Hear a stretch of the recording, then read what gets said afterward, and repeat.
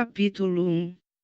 A audição e a deficiência auditiva, surdez e comunicação. Nesse capítulo o leitor terá conhecimento mais clínico e anatômico da orelha, da sua função, níveis de audição, tipos de surdez, como elas podem ocorrer e a comunicação no universo de quem não ouve.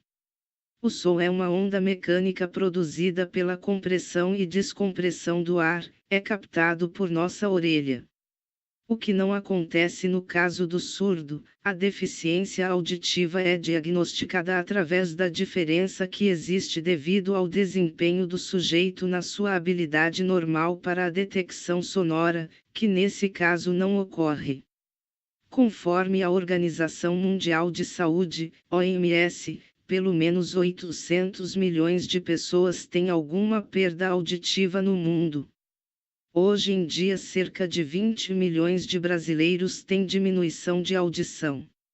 Segundo o Dr. Luciano Moreira, 2016, a surdez pode ser causada por fator genético, uso de medicamentos, barulhos excessivos, podendo ser causadas por perfurações do tímpano, fatores congênitos, hereditários, alergias, bactérias, sequelas por doenças infantis, uso de drogas, entre outros. O sistema auditivo humano é muito sensível às alterações da frequência sonora. Mesmo as pequenas variações na frequência dos sons fazem com que o sistema auditivo humano perceba que ele se tornou mais grave ou mais agudo.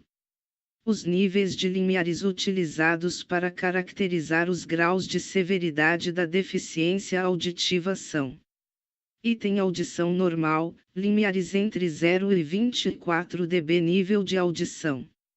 Item deficiência auditiva leve, limiares entre 25 e 40 dB nível de audição. Item deficiência auditiva moderada, limiares entre 41 e 70 dB nível de audição. Item deficiência auditiva severa, limiares entre 71 e 90 dB nível de audição. Item deficiência auditiva profunda, limiares de 90 dB. O indivíduo sendo surdo existe uma dificuldade na comunicação, podendo haver ruídos. Pois o principal meio de comunicação é através da linguagem falada. E um dos mecanismos utilizados para que esse processo da fala ocorra é a audição. No Brasil, o idioma oficial dos surdos é a Libras. Língua Brasileira de Sinais, fundamentada pela Lei Federal nº 10.436, de 24 de abril de 2002, em seu primeiro artigo. Art. 1º é reconhecida como meio legal de comunicação e expressão a língua brasileira de sinais, Libras e outros recursos de expressão a ela associado. Parágrafo único. Entende-se como língua brasileira de sinais, Libras a forma de comunicação e expressão, em que o sistema linguístico de natureza visual-motora, com estrutura gramatical própria, constitui um sistema linguístico de transmissão de ideias e fatos, oriundos de pessoas surdas no Brasil, Presidência da República, Casa Civil, Subchefia para Assuntos Jurídicos.